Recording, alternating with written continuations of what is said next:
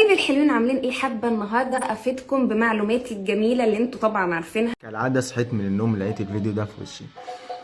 كلام جميل من الأخت زينب والأخ أحمد، ده هتتبسطوا بيه جدا وهتستفادوا منه كتير جدا في الحياة. تشوف الفيديو.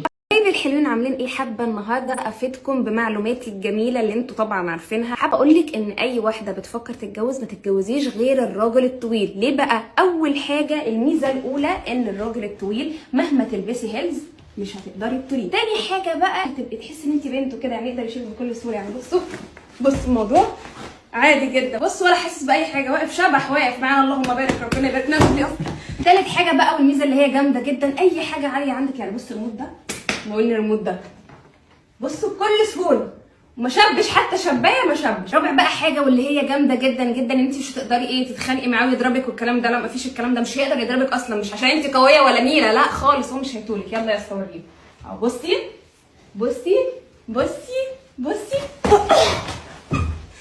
انا بس نسيت اقول لك ان هو عنده رجل زي القش.